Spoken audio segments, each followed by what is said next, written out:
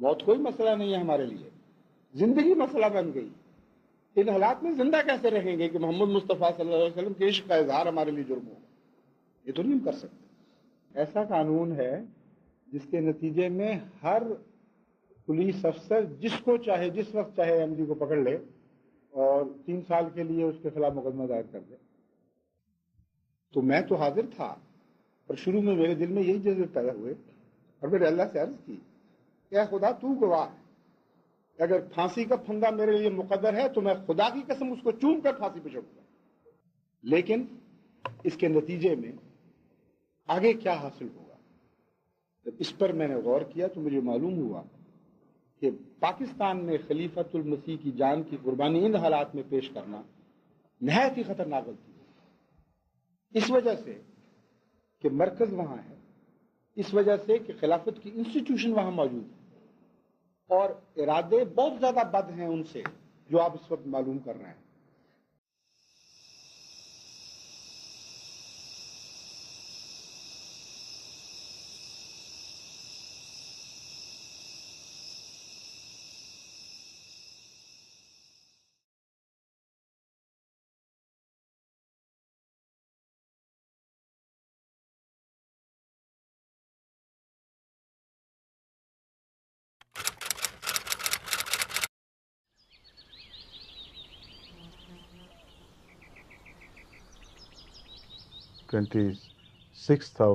April 1984, I saw the first threatening dream that what is happening is a big thing. It's not an ordinary small accident which is going to take place.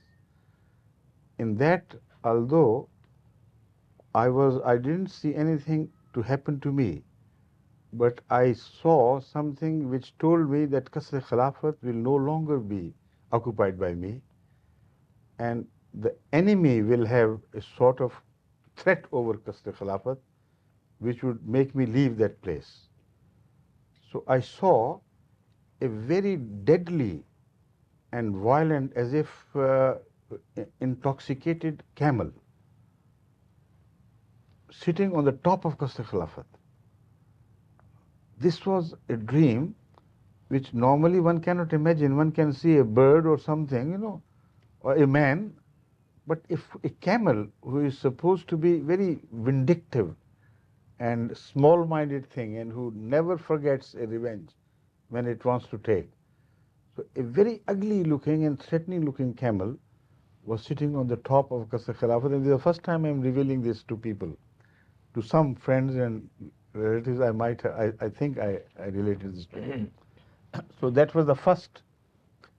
And then I saw a dream that in Pakistan, there is no peace left. Everybody is conspiring, groups are created, they're abducting people, and law and order is become totally ineffective. And criminals and gundas and these people like hooligans, they have taken practical command of Pakistan into their hands, and they are abducting people and nothing can be done about them. So that again was one step further to mentally prepare me that this country is no longer fit for the caliphate to work from this soil. Then, after a while, we heard the reports that the plan was to have me murdered under the supposed crime of this mullah's murder, and the mullah is safely deposited somewhere in some foreign country. Aslam Qureshi. He was appointed at Islamabad by Capital Development Authority Islamabad as an electrician, this Maulana Sahib. He has no record of having ever studied in any Islamic institute or school or madrasa either. On the 17th of February 1983, suddenly Aslam Qureshi disappeared. On 23rd of February, that is 6 days after that, a case was registered against me in the police station in Sialkot that he is the man under whose direction he has been abducted and possibly murdered. Then began the reports that it is a much deeper conspiracy than you think. It's not just a case of a mullah who is supposedly murdered, but it's a much wider conspiracy of destroying Ahmadiyyat and Khilafat. They have also planned for a sort of war-footing camps made during the wars. And in Rabwa, colleges and schools and institutions have been earmarked, as if the whole populace of Rabwa would be turned into prisoners. And everywhere, similar plans and conspiratorial actions are being contemplated. So all over Pakistan, they are going to go a big way to attack Ahmadis and take military action against them and do something drastic. So again, I could only turn to God for prayer. I still was not ready to leave the country just because if they had planned my murder, how could I run away from that? This was not the question. But from newspaper readings, I could surmise that they have the plan of attacking, suddenly raiding my residence, which is called Qasr Khilafat, and to smuggle some sort of loose evidence like a corpse, dead body or something, and dig it from under the floor and say, look here, this is the mullah. On the 26th February, 3 days after this, Maulana Abdul Qadir Ropudi, he said, if you appoint me and with me a Deobandi Maulana and maybe one Brelvi Maulana, within a matter of 2 months, we will trace him and produce him. And if I fail to do that, I invite the government to shoot me publicly in Minto Park, Lahore. Right? Who had abducted and from where they were intending to recover? This was made further clear later on by another Maulana, who is so-called Maulana, of course, Manzoor Chinoti. He declared that the matter is so simple. Arrest Mirza Tahir Ahmed, remove him to the torture cells in Qila, Lahore Qila, the castle of Lahore, and hang him upside down. Within a matter of a few hours, Maulana Aslam Qureshi will be in your hands. That was the tempo they were building against my image and in the image of Jamaat Ahmadiyya. You know, when I suspected that something is cooking against Ahmadiyyat between the mullahs and the then dictator of Pakistan, Ziaul Haq, instead of running away, I went straight to Islamabad and camped there for 7 days until the deputy commissioner of Islamabad, one of the deputy commissioners, I think it's divided into 2-3 areas, where I was residing, he sent me a very urgent message.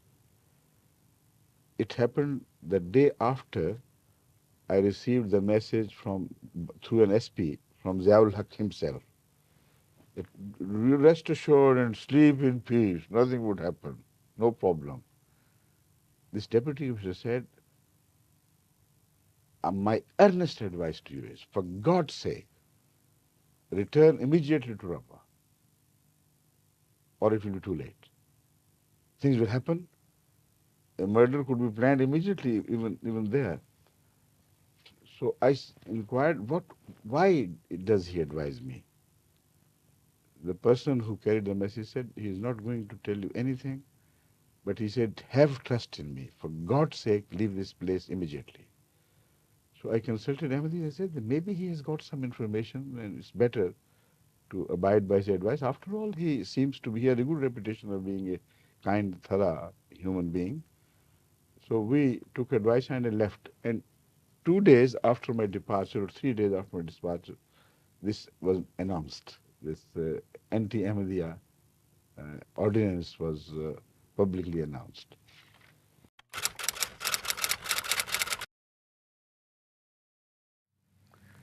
And I immediately called a meeting of all the Ahmadi elders, whoever were available at the time, to reach Rabwa immediately.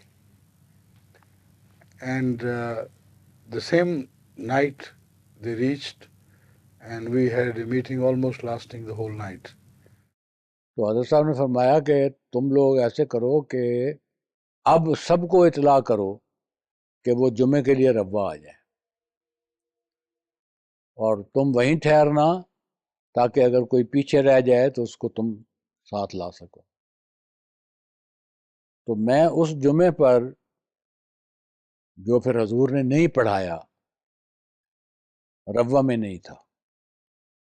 मैं उसके बाद शाम को यहाँ पहुंचा हूँ और रात को एक मुख्तसर कुछ मीटिंग में शामिल हुआ। I stated before them the facts, the consequences of this ordinance. I told them that according to this ordinance, if I remain in Pakistan and declare myself to be a Muslim, which I can readily do, immediately this is they are waiting for.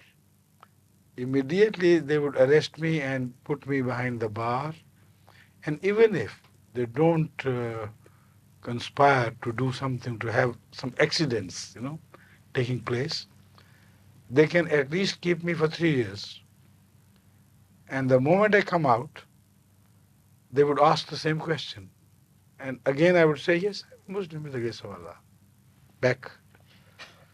So how can I remain a Khalifa of Jamaatul Ahmadiyya, Khalifatul Masih, and operative at the same time? A working Khalifa of the Jamaat within Pakistan. It's impossible.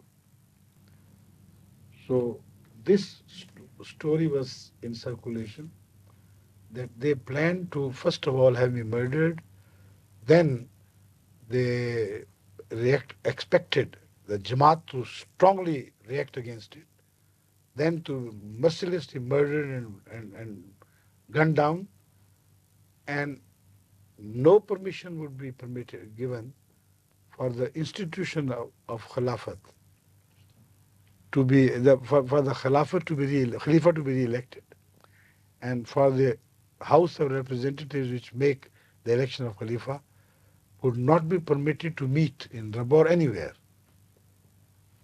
Now imagine if that had happened. Then Khilafat, once broken, cannot be reinstated until a Prophet comes. See? This was a very grave issue. All discussions having finished, everything said and done, everybody had in fact come with the strong advice that I must leave the country as soon as possible. When all this was decided, almost decided, I said, look here, I am going to accept your advice only on one condition. I am not going to change that condition. Do come whatever may. Number one, I will not go out of the country incognito. I'll wear my same dress, I'll wear my turban, and use the same passport. That is one condition. The second is that if between now and my departure I receive any intimation that I am required for any inquiry of any sort, then I will not leave. Because I said I don't want this blemish to be cast on an Ahmadi Khalifa, that he ran away from justice. आखिरी जो हजूर ने नमाज मगरब पढ़ाई है सफ़र से एक रात पहले, उस नमाज मगरब के बाद हजूर जब जाने लगे तो जैसे होता है हम सब भी उठने लगे, तो हर सब खड़े हो गए, हजरत बैठ से सब बैठ के। उस पर हजूर ने फरमाया, मैंने आपको इसलिए नहीं बुलाया, इसलिए नहीं बिठाया कि मैं आपको तकरीर करनी चाहता हूँ, मैं आप लोगों को देखना चाहता हूँ। मेरी आंखें आप लोगों के देखने से ठंडी होती है, मेरे दिल को तस्कीन होती है, और खुदा की कसम किसी माँ को अपने बच्चे से उतना प्यार नहीं जितना मुझे आपसे प्यार है। ये हज़रत साहब ने चंद में कहे, सुनने की ताब, अब भी मुझे वो नज़ारा नज़र में आ रहा है, सुनने की ताब नहीं थी इसकी किसी। बस हज़रत साहब ये कह के चले गए और मस्जिद में देर तक का बाब रोते रहे। So it was decided that I would leave on Sunday morning by car to Karachi, because by Monday the plane left early after midnight of Sunday. I moved from my Qasr Khilafat, the house of residence of Khalifa, to a cousin of mine, and spent the night there. بلکہ دیکھیں میں رات کو میں اور میاں احمد پگڑی ساتھ تھی ویسے کہ نہیں؟ اسی موٹر میں، پگڑی تو ساتھ تھی، ہم اسی موٹر میں جس میں آپ آگے لے کے گئے ہیں، ہم رات کو کوئی 11 بجے کے قریب پہلے چلے گئے تھے، حضرت صاحب پیکنگ وغیرہ کر رہے تھے، بیگم صاحبہ پیکنگ کر رہی تھیں، تو اس وقت حضور کو میں اور میاں احمد لے کے قصر خلافت سے میاں احمد اگلی سیٹ پہ بیٹھے، میں ڈرائیو کر رہا تھا، اور پیچھے حضرت صاحب، بیگم صاحبہ اور مونا، بی بی مونا اور بی بی طوبہ، یہ ہم حضور کو لے کے تو حضرت صاحبزادہ مرزا بشیر احمد صاحب کے مکان پہ آئے، جس میں مرزا صاحبزادہ مرزا حمید احمد صاحب رہتے تھے۔ ان سے ہم نے پہلے بات کی ہوئی تھی، ان کو بتایا نہیں تھا، صرف میں نے ان کو کہا کہ بھائی حمید آپ کا ایک کمرہ چاہیے ہمیں، تو انہوں نے مجھے ایک کمرہ دکھایا، وہ چھوٹا کمرہ تھا، اس میں اے سی لگا ہوا تھا، میں نے کہا نہیں یہ کمرہ نہیں، مجھے آپ کو بڑا کمرہ چاہیے۔ وہ کہنے لگے پھر میرا بیڈ روم ہے اس میں اے سی ہے، اور کمروں میں تو اے سی نہیں ہے، وہ لے لے۔ تو اس رات کو ہم پھر سب کو لے آئے، حضور نے پھر رات وہاں گزاری۔ حضور کے منظوری کے لیے جو پلان پیش ہوا وہ یہی تھا کہ ایک کانوائے اسلام آباد جائے، وہ رات کو ایسے وقت میں یا صبح کے وقت ایسے وقت میں روانہ ہو کہ لوگوں کے سامنے سے جائے، یہ بھی ظاہر ہو کہ خفیہ جا رہا ہے مگر لوگوں کو پتہ بھی چلے کہ گیا ہے، اور اس میں حضور کی جو نارمل گاڑیاں استعمال ہوتی ہیں اور جو نارمل حفاظتی عملہ ہوتا ہے وہ سب کا سب ان کو جائے، اس میں جائے اور وہ اسلام آباد چلے جائے۔ انٹیلیجنس والے اس کو فالو کریں گے، خود بخود اپنے عربے لگائیں گے کہ ہاں یہ اسلام آباد جا رہے ہیں، ہم کوئی اعلان نہیں کریں گے۔ صبح کی نماز میں اعلان کر دیا جائے گا کہ حضور کی طبیعت ٹھیک نہیں ہے، تو اب آپ نماز پڑھ لیں۔ نہیں، جھوٹ نہیں بولا جائے گا، یعنی فوراً جو آپ نے ایک آبجیکشن کیا سارے پلان میں وہ یہ تھا کہ میرے بارے میں کوئی جھوٹا اعلان نہیں کیا جائے گا، جھوٹ ہم نہیں بولتے۔ یہ اعلان کر دو اسی طرح سے کہ بس اجازت ہے نماز پڑھ لیں، یہ کہنے کی کیا ضرورت ہے کہ میں بیمار ہوں جبکہ میں بیمار نہیں ہوں۔ And we left early morning, not via the ordinary route going through Chiniot and Jhang, etc., but we moved in the direction of Sargodha and Islamabad, to the north. To the north. And at Lalia, there was a road jutting out in the direction of Jhang, which would connect us with the main road to Karachi. That was the plan. کیونکہ اس side پہ چنیوٹ سے وہاں چنیوٹ جانا مناسب نہیں تھا، ان کا فیصلہ کہ وہ دیکھ سکتے آدمی کون جا رہا ہے، تو اس لیے ادھر سے یہ روٹ سلیکٹ کیا تھا۔ ادریس صاحب کی گاڑی سب سے آگے تھی، اس کے بعد وہ گاڑی تھی جو میں چلا رہا تھا جس میں حضور تشریف فرما تھے، وہ تھے، اس کے بعد میں پیچھے تیسری میں آپ تھے، جی بریگیڈیئر وکیل زمان، میرے ساتھ بریگیڈیئر وکیل زمان صاحب، ہاں یہ ارون صاحب اور میرا چھوٹا بھائی سعید تھا۔ اور آپ کے پیچھے کس کی گاڑی تھی؟ آخری کار میں میاں مجیب ڈرائیو کر رہے تھے، میں ڈرائیو کر رہا آخری گاڑی مرزا مجیب الرحمان صاحب ڈرائیو کر رہے میاں تھے۔ مجیب ڈرائیو کر رہے تھے، میں تھا۔ بعض جب ہم لالیاں سے مڑے ہیں تو اس وقت ذکر آیا ہے کہ فجر کی نماز پڑھ لی جائے، تو وہ میں نے تکبیر کہی اور میں دائیں ہاتھ بیٹھا تھا، حضور بائیں ہاتھ بیٹھے تھے، تو گاڑی میں چلتے ہوئے حضور نے نماز پڑھائی، تو حضور نے وہ نماز پڑھائی تو اس کے بعد پھر حضور نے بعض دعائیں پڑھنی شروع کی ذرا اونچی آواز سے،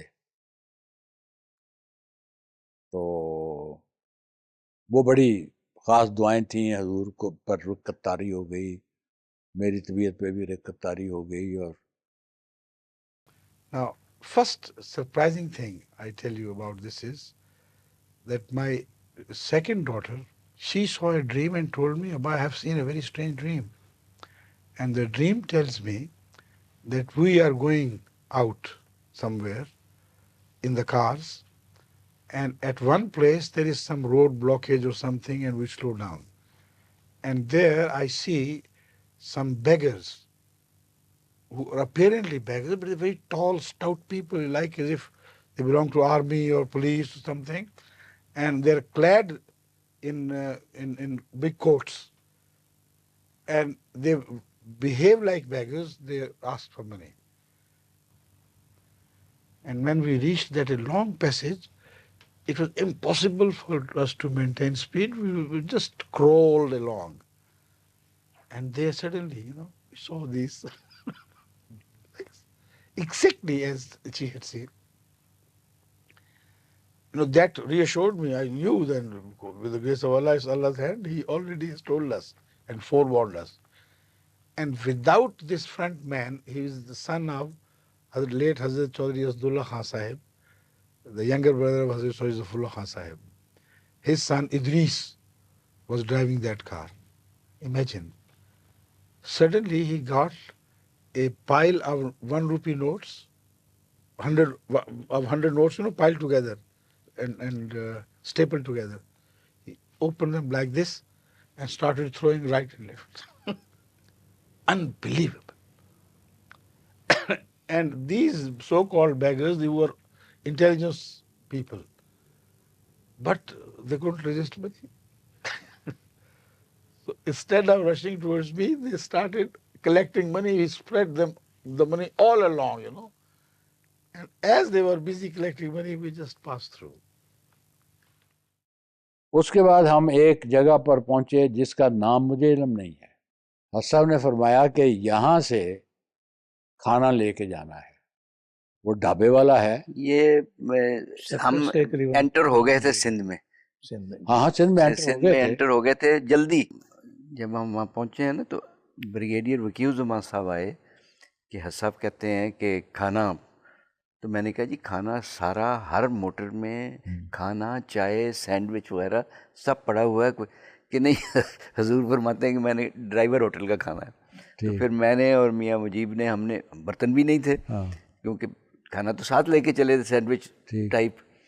तो हमने वहाँ वो देगची ख़रीदी और चीज़ें ली, उसमें वो दाल और कुछ वहाँ खागीना बनवाया, उबले हुए अंडे डाले बीच में। तो वो मैं तो ब्रिगेडियर साहब से लड़ पड़ा ना कि आप मतलब रुक के सबको रोका हुआ है कि खाना लेने। कहने लगे मैं क्या करूँगा, सब कहते हैं सब फरमाते हैं कि नहीं, हम चल पड़े ड्राइवर। हाँ, आप चले गए, चल पड़े थे आगे। खैर हम पीछे फिर पहुँचे, आप लोग वहाँ आ गए। फिर सखर जब हम पहुँचे हैं तो नहर के किनारे, मुझे ये इल्म नहीं था कि सखर में बाईपास बन गया हुआ है और वो नहर के ऊपर से इस तरह गुजरता है। तो वो जगह बड़ी खूबसूरत लगी। तो मैंने हजूर से अर्ज़ किया कि यहाँ रुक जाएं। हसन में हाँ यहाँ रुक जाओ। तो वहाँ हम रुक गए। फिर उसके बाद पीछे से कारें आती रही। सखर से आगे फिर कराची वॉज लीडिंग अस। हाँ, और उस पर जाते जाते फिर हम हैदराबाद वाले मोटरवे दरिया पर रुके हैं, जहाँ हजूर ने बाद लोगों के साथ मशवरे किए हैं। या वहाँ रुके हैं? नहीं, वहाँ या उससे आगे कोई टोल क्रॉस करके, आगे क्रॉस करके जहाँ टोल मलीर के करीब, हाँ जहाँ टोल था ना वहाँ। And then we reached at about 10:30, reached Karachi. And there my residence, I had not to live the night over, so some Ahmadi was organized. It was decided between the Jamaat and some Ahmadi that I would rest for a while at his house. And after eating food and just a little rest, we left for the airport because the plane, I remember, left at 12:30. So I had to be there just before in time. Now, they told me to come late. Said, there's no need for you to come early.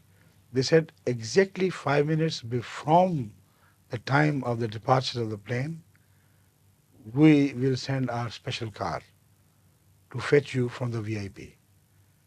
Now, Hazrat Khalifatul Masih Salis and also myself, in the old good days, were always offered VIP treatment, although they didn't agree with Ahmadiyyat, but they had this, at least decency, that they had others, the whole worldwide community, they should show some respect. So, against that, no order had been issued, so I also went and waited in the VIP lounge for the car to come.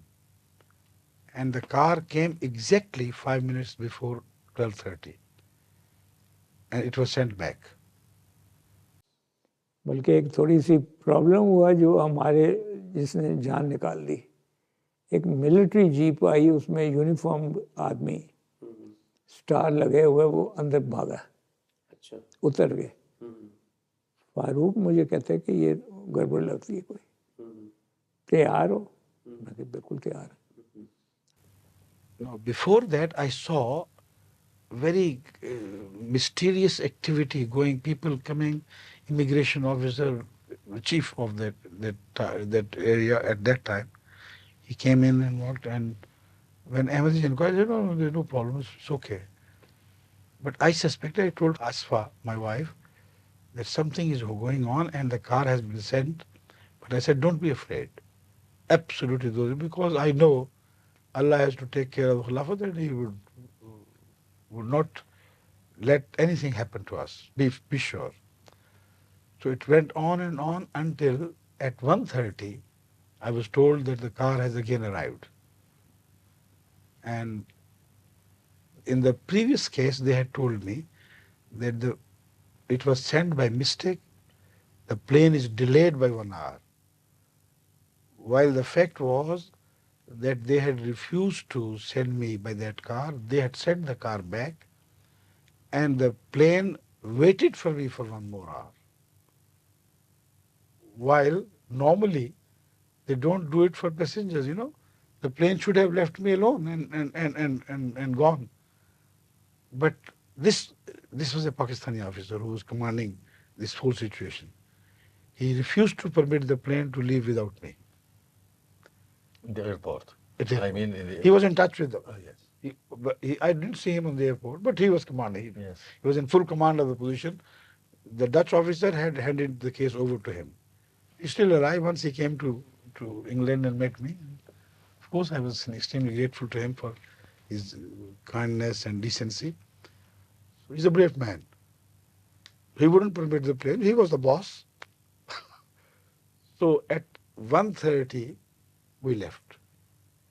The plane, of course, went to Geneva and from there on to Holland. And there we had to wait for a while. Then we came to London. अच्छा आ गए हो? अच्छा साडी plan है वे कि we will be taking the next, not on the next plane, the next available plane at 12 o'clock sharp, it will leave here. Around midday, Huzur arrived at Heathrow Airport, and by the grace of Allah, we had made all the arrangements, no problem, no difficulty, and the staff of the KLM on which the airline on which Huzur travelled, they were also available. Now, other things happening, very interesting. Now I turn to them. Why was it delayed and what was the problem? Why were they so worried and why did they not stop me? The facts which came to be revealed later on are so strange. Immediately an inquiry was launched as to how on earth could Mirza Tahir escape. They said escape, despite the specific orders from General Zia that he should not be permitted to leave the country. Now this revealed some very interesting facts. And throughout you see the hands of Allah so clearly working that even only the blind cannot see, the rest should know, understand what was happening. During the hijrah, if it is blessed by Allah, these things happen. Eyes are blinded, people's minds are befogged, ordinary, simple things are ignored, and that is how it always takes place. It so happened, very interestingly, in 1983, my passport had run out, a year after my being Khalifa. And I went to the passport officer for renewal, and he asked me to wait for a few days, and then he renewed it and handed it over to me. But after I left, immediately he was plagued by the visits of various intelligence agencies. Why did you have this passport made? Didn't you know that he was prohibited from leaving the country? So if he were prohibited, why did you issue a passport? So then he remembered, he said, look here, I remember a letter being issued to me prior to the event of his issuing the passport to me. And early 1983, the letter was signed by Zia himself. It was taken, the matter was taken so seriously that to his memory, we found out from him, the letter was signed by General Zia himself, and it said, Mirza Nasir Ahmed, the fourth head of the Ahmadiyya community, is not permitted to leave the country from any borders, by any means. Just a short, crisp order and signed. Now, I'm not sure whether it was signed by him or on his behalf by the officer, but the order, according to him, was conveyed and dictated by Zia himself. This view was further supported by a very highly placed Pakistani officer in the central government. He said, you know, what happened was that Zia dictated the order, and because he was used to relating with Hazrat Mirza Nasir Ahmed, my predecessor, so his name came automatically to him. And the stenographer wrote exactly as he dictated. He was the king, he was a demigod of the period. So this was what started all the problems. Alhamdulillah. For them. And the name was Mirza Nasir Ahmed. He said, but I suspected this mistake.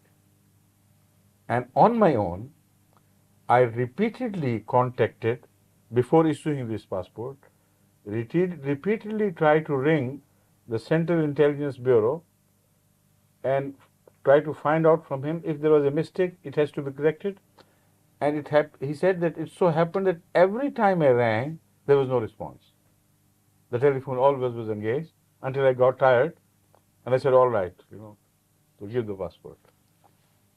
Another thing, the same thing must have happened the night when I was leaving. The telephone kept ringing, nobody raised it, nobody lifted it. Normally it doesn't happen. So he had 3 days for his trial and no answer, so he said, all right, let it go as it is. So that is how the passport was issued to be. This is the passport copy. You see? The fourth head of the Ahmadiyya community. This was the passport I traveled. There is this stamp of my departure from Karachi airport. So these liars, these mullahs, Chinoti as well, they started, abusing me as a man who escaped from justice, incognito, disguised like a woman under a false passport. And how God's hand helped me out of this country is further supported by the view that I traveled all the way by car from Rabwa to Karachi during the broad daylight. Never changed my dress. My kafla was with me. And one of the agencies, perhaps the same Fuqara, who posed as Fuqara, they reported it immediately to the government. They said, we suspect, because they hadn't seen me clearly, because they were more interested in money. So they said, we suspect that Mirza Tahir Ahmed has left for Karachi by road. Now this is a certain positive report.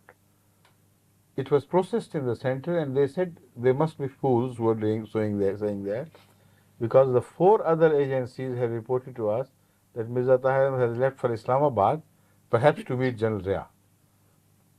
So how could be all these 4 wrong? And so many people are witness to seeing a convoy going towards Islamabad. So he has to be wrong. And the only person who was right, he was considered to be wrong. Otherwise, from there to Karachi, from Rabba to Karachi, there were 750 miles of road, busy roads, which we covered.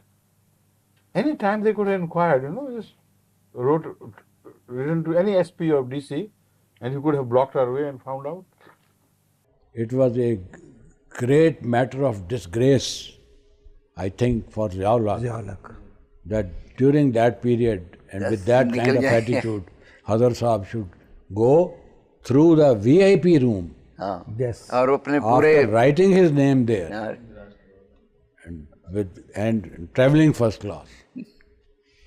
اور کس طرح شریف آدمی جانتا ہے. this is the way a gentleman travels.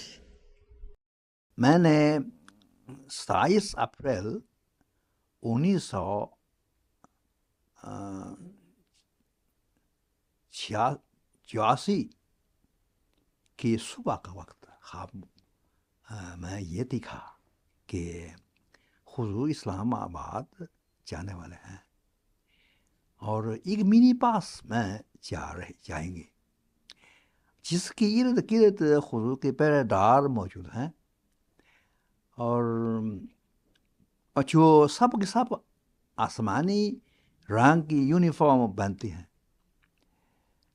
اور ان پہرے داروں کی ارد گرد سرکاری پولیس ہیں. جب میں اس پاس کے قریب آ گیا تو میں نے حضور کو نہیں دیکھا اور یہ سمجھا کہ حضور تو عیب کے طریق اسلام آباد تشریف لی گئے ہیں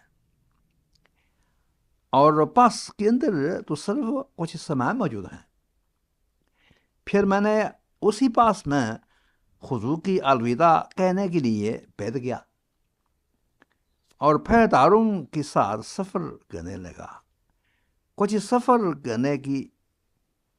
سفر کر کے ادھر کیا اور پھر داروں نے مجھے کچھ پھال دیا. اس خواب سے میں سمجھتا ہوں چند باتیں جو میں نے حضور خدمت میں پیش بھی کی تھی. نمبر 1 یہ ہے کہ اللہ تعالیٰ جماعت حضور حفاظت فرمائے گا. نمبر 2 حضور سب کے سب انعام بھی فرمائے گا اور سب کے سب نہایت زیادہ ترقی بھی دیں گے انشاءاللہ تعالی. نہ وہ تم بدلے نہ ہم طور ہمارے ہیں وہی فاصلے بڑھ گئے پر قرب تو سارے ہیں وہی فاصلے بڑھ گئے پر قرب تو سارے ہیں وہی